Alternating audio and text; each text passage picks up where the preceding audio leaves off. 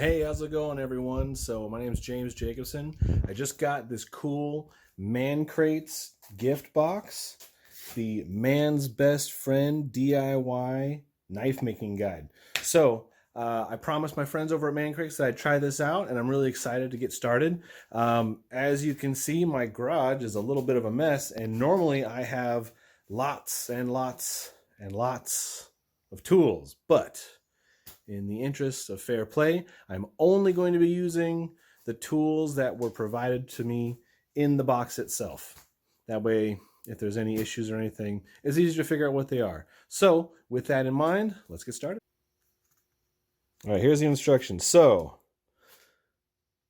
treat a dependable knife well, and it will become much more than a pointy tool of convenience or a flashy belt accessory. A good knife will remain forever by your side and give you an ever-functional edge on life. Your trusty sidekick, your partner in crime, the best man at your wedding. Such confidence can only be accrued when you've designed, constructed, and refined every curve and contour yourself. Knife anatomy. Knife. All right, so it looks like the first thing that they want us to do is to get a general shape of the bolster. Now, I've decided to go ahead and do the brass bolster. I think it's a pretty classy look, kind of like old school 1950s, 1960s manly man style knife for outdoorsiness. And so it looks like these brass pieces are pretty rough cut, though they've already been pre-drilled to fit the hole pattern, which is great. That'll actually make things a lot easier. But one thing is that because they're a little rough cut, they're going to need a little bit of shaping. So what I want to do is I kind of want to round this edge here, and then also in the back on this side, kind of make it meet this sort of like toothy bit a little bit more cleanly. So I'm going to go ahead and draw out a pattern and then start shaping with the tools that we have on hand here. Step 1, layout. All right, MacGyver, time to make some decisions. Do you want a full wood handle, low, moderate difficulty, or wood and brass bolster, moderate, high difficulty? Think about the shape of the bolster and how you want it to meet the blade. If you haven't already done so, lower expectations about your artistic ability.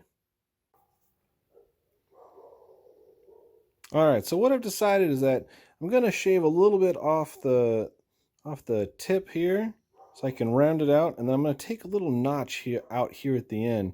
Now, this is a little similar to what they show you sort of tangentially in the book. See, this guy, he's trying to kind of round off the back here.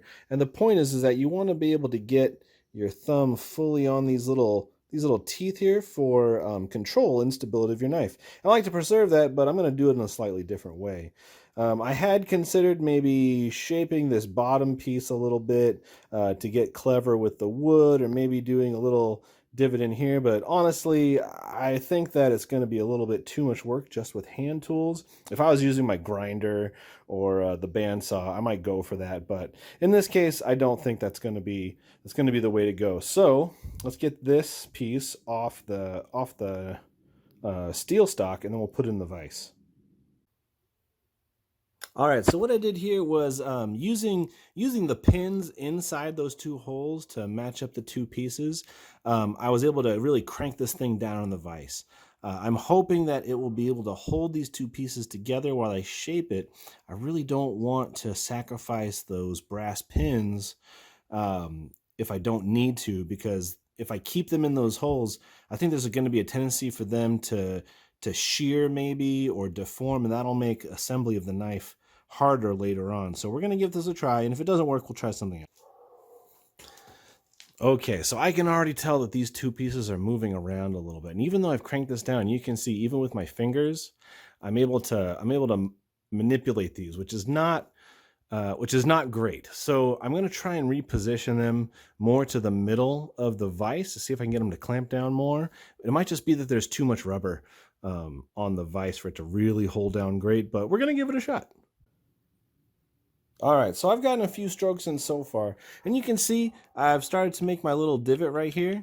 But one issue that I'm seeing is that, so this setup, and part of it's the fact that I'm on a fold-out table, but there's a lot of axes of freedom here So, you know, like, because this part can swivel and bend every which way. This is up off the, you know, this is up off the tabletop. Then you're working on this part, which is held on by this stem. There's a lot of wiggling that happens as I'm trying to remove material, and it's causing the tool to jump around a little bit. And I'm going to give you an example. So here we go.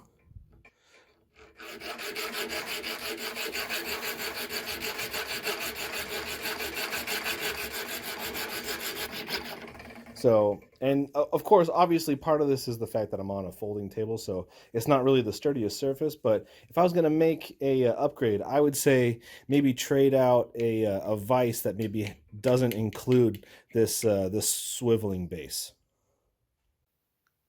All right, time for some glue. Equal parts. Sisters, not twins. That's probably enough. Okay, it took a little while, but I finally got the pins back in with the epoxy and everything to get the bolster on.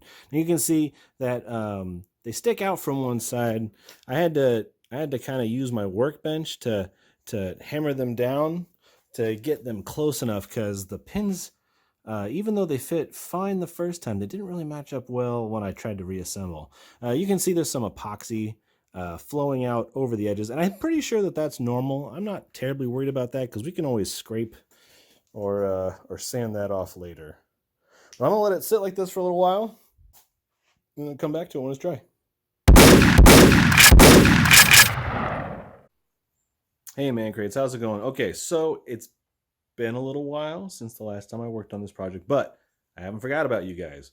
So here we are. This is the state we're in now. We've got the brass pins in. Everything's glued up here. That back little thumb bit is the way that I want it for the most part. So what we're going to do now, I think, is continue on with the directions. Add the wood scales. We'll probably finish this down to the steel in the front here, make it nice and smooth, and just get it going. So yeah, let's do this.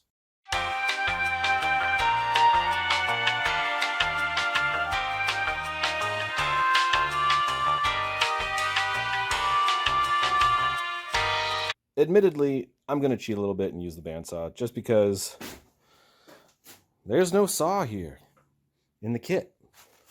I'm kind of surprised on that one. But if there's no saw, I'm not going to just use the rasp to try and cut that thing down, because that'll take all day. So we'll get it close up to the line, and then we'll file from there.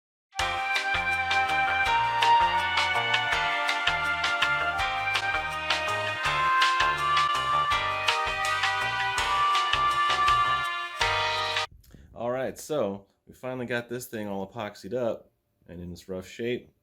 Not looking too bad. Now it's really just a matter of filing it down. Let's get to work.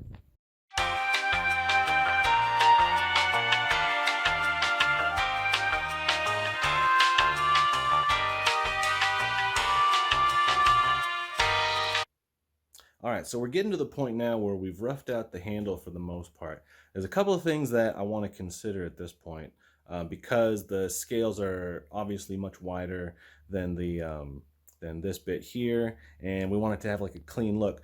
But that being said, I've got these big old ham hands here, and I kind of like the fact that the handle's a little wider. So what I think I'm going to do, I'm going to take off some of the material here at this edge to kind of make this kind of curve flush into this part here to smooth it out. And then I might take a little bit of the material between these rivets just to kind of give it a more elegant look to it. Just kind of thin it out in the middle, but leave this part thick and then this part thick here too.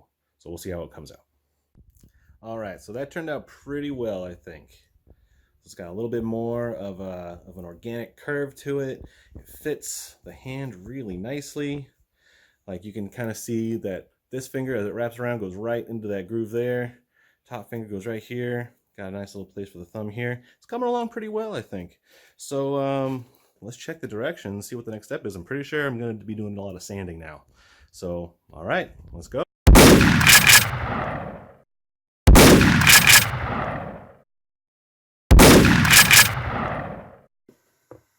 All right, guys, so this is probably the last video from this build. Just wanted to show you. So I skipped ahead and I went and did the polishing and the finishing, since it's mostly just sand and more sand and more sand, and then polish, polish, polish. I ended up using my wire wheel and buffing wheel to get the brass real shiny. But other than that, came out pretty well. So here's the final version of the knife. Let's see here. Not too shabby. So you can see there's the mosaic pins in there. Tried to get all this nice and flush all the way around. Little thumb groove worked out pretty well. The pins here are still a little bit raised, but honestly it doesn't bother me too much. That was probably going to happen no matter what with the wire brushing wheel, since the brush is probably going to take off more of the surrounding brass than the pins itself. So one thing to keep in mind, after I put these brass pieces on to finish them, I did nick the blade a little bit with the rasp. So I'll probably have to go back and sharpen just this little area here. It was when I was trying to come over this way to really smooth that bit out.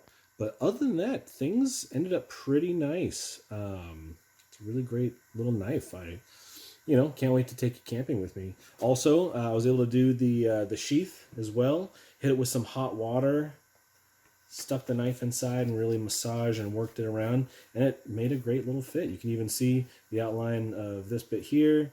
Blade goes all the way down, doesn't poof out as much as it did. You can tell when it's in. It's definitely in. It's not coming out very easily, even though most knives would probably have a little loop, like clasp, to keep the knife in while you're hiking or whatever. But all in all, it was a great project. I had a lot of fun doing this.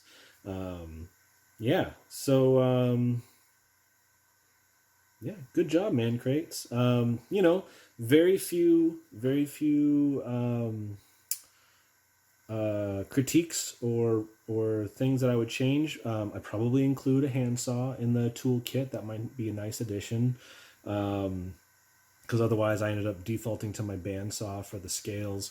I also did a little bit of power sanding during the finish work. Cheated a little bit there. You can totally do all the sanding by hand. One thing that would be nice maybe is a sanding block instead of just the loose sandpaper sanding block. Even if it was just like a piece of wood in there and be like, hey, wrap this sandpaper around this piece of, this block of rubber and staple it in place and you're good to go. That would be really helpful, especially to folks who are like novices at this kind of work. Other than that, it was awesome. Had a great time. Can't wait to show my friends. All right. Well, take care.